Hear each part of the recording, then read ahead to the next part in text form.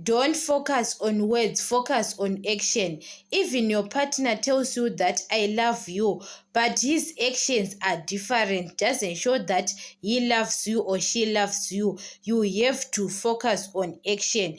Actions speak louder than the voice. Sometimes there is no need to ask a person that, do you love me or what? Because his action shows you that person is not in love with you, or that person is in love with you. So sometimes don't wait a person to tell you that I don't love you or I love you. Even the person loves you doesn't tell you, but his action shows you that person loves me. So sometimes when you are asking or what, you are wasting your time sometimes, or you listen to his words but his words are going opposite to his action. You have to know that person is not in love with you. You know that people, we need to reason, to use our brains. You understand? Sometimes you can ignore her action or his action, but you saw it that person is not in love with you, or that person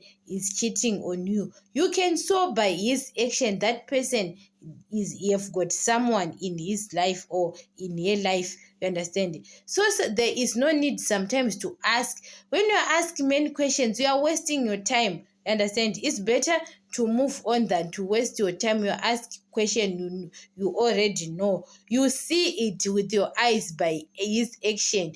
Action speak louder than the voice.